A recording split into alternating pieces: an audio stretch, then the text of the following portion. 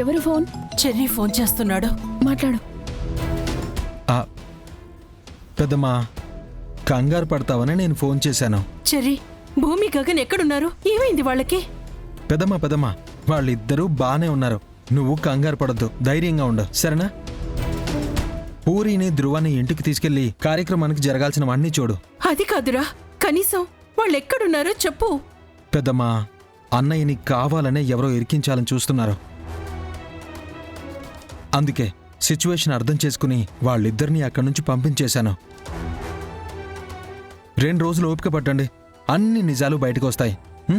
సరేనా? నువ్వు కంగారు పడకు, సరేనా?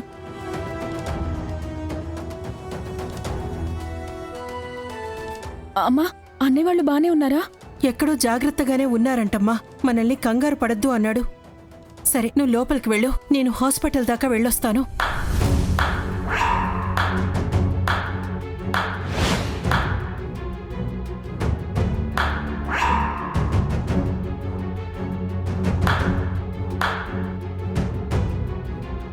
శభాష్ అత్తయ్య, గేమ్ ఎంత బాగా ఆడారో అర్థమైపోయింది. ఇద్దరి పెళ్లిళ్ళు ఒకేసారి జరగాలి అనుకున్నాం, కానీ మీ అన్నయ్య ఏం చేశాడు? ముందు నీ మెడలో తాళి కట్టించాడు, ఆ తర్వాత అక్కడ గందరగోళం క్రియేట్ చేసి భూమిని తీసుకుని పారిపోయాడు. ఇప్పుడేమో ఫోన్లో వాళ్ళు సేఫ్ అని చెప్తున్నారు, కానీ ఎక్కడున్నారో మాత్రం అస్సలు చెప్పట్లేదు. ఎందుకంటే మీ అమ్మకి నీ మీద ఉన్న ప్రేమ కంటే భూమి మీద ఉన్న ప్రేమే ఎక్కువ పూరి. నేనిప్పటికీ ఏమనుకుంటున్నానో తెలుసా? మా అన్నయ్య నువ్వు కలిసి బావుండాలి అనుకుంటున్నాను, కానీ మీ అమ్మకి మాత్రం భూమి గగన్ కలవాలి అంతే.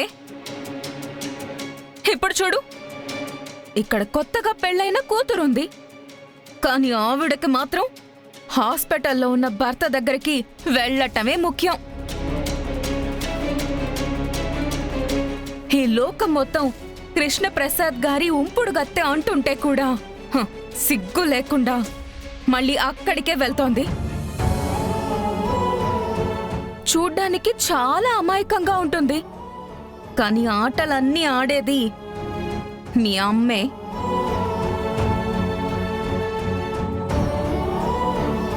ఒక్క విషయం గుర్తుపెట్టుకో, మా అన్నయ్య చాలా మంచోడు కాబట్టే నీ మెడలో తాళి కట్టిన తర్వాత కూడా అక్కడ జరిగిన అవమానం మర్చిపోయి నీ కొంగుముడి విప్పకుండా ఈ ఇంటికి తీసుకొచ్చాడు.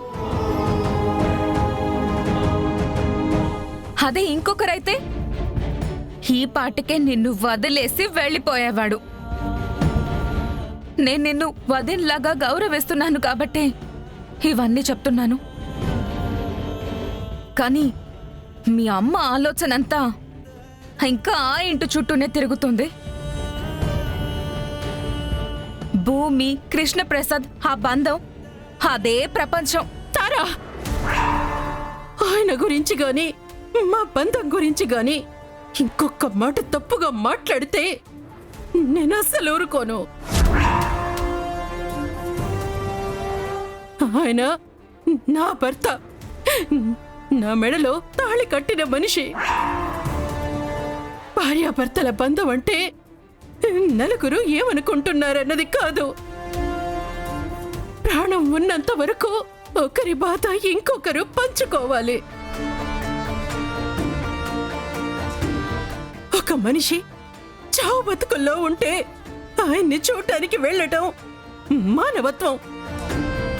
భర్తని చూడటానికి భార్యకి ఆటంకాలు రావడం ఏంటి? ఎవరు ఏమనుకున్నా నా పసుపు, నా కుంకుమ నా భర్తతోనే ముడిపడి ఉన్నాయి. మాట్లాడే ముందు వెనుక ముందు ఆలోచించి మాట్లాడడం నేర్చుకోతారా?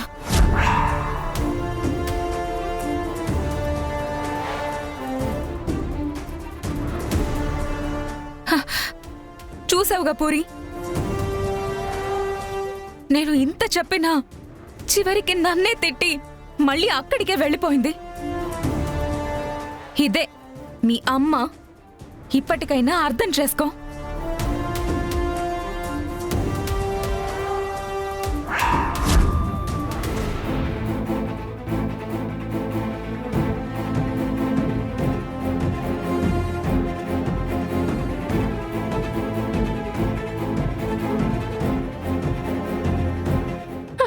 అనయ్య,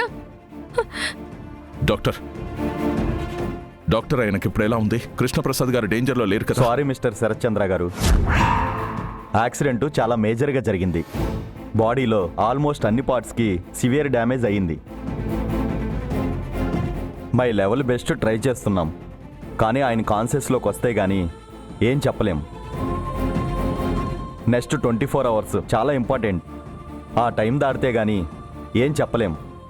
అప్పుడే కొంచెం హోప్ ఉంటుంది. అన్నయ్య, ఏంటన్నయ్య ఇది? ఆయనకేం కాదుగా, ఆయన నన్ను వదిలి వెళ్ళిపోడుగా. ఆయన లేకుండా నేను బ్రతకలేనన్నయ్య. లేదమ్మా, నీకు అన్యాయం జరగనివ్వడు. నువ్వెంత మంచిదానువో ఆ దేవుడికి తెలుసమ్మా. కేపీకి ఏం కాదమ్మా, బ్రతుకుతాడు. అయ్యో అన్నయ్య, ఎంత పని జరిగిపోయింది. ఉదయం ఇంట్లో మాట్లాడుకుని వెళ్ళిన మనిషి ఇప్పుడు ఇలా చావు బతుకల్లో ఉండడం ఏంటన్నయ్య? ఆయన అలా మిషన్స్ మధ్య పడుకుని ఉంటే నా గుండె పగిలిపోతుంది అన్నయ్య.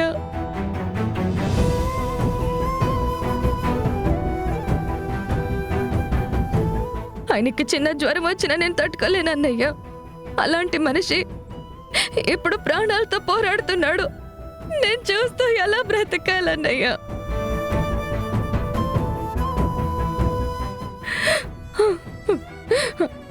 అన్నయ్య, ఇదంతా గగన్ గాడి వల్లే జరిగింది. వాడే ఇది చేయించాడు. నువ్వు వాడిని మొదటి నుంచి ద్వేషించేవాడివి. నువ్వే కరెక్ట్ అన్నయ్య. కన్న తండ్రినే చంపేయాలని చూసేంత కసాయ మనసు ఉంటుందని నేను అనుకోలేదన్నయ్య. వాడు మనిషి కాదన్నయ్య, రాక్షసుడు. పోలీసులు అరెస్ట్ చేయడానికి వస్తే కూడా పారిపోయాడు. తప్పు చేయకపోతే ఎందుకు పారిపోతాడన్నయ్య చెప్పు? ఆయన లేకుండా నేను బతకలేను. నా పసుపు కుంకుమ, నా జీవితం అన్ని ఆయనతోనే ముడిపడి ఉన్నాయి. ఆయన్ని కాపాడన్నయ్య, నాకు ఆయన కావాలి. లేదమ్మా, నీకు అన్యాయం జరగదు. నీ భర్త ప్రాణాల మీదకి వచ్చిన వాడిని నేను వదిలిపెట్టను.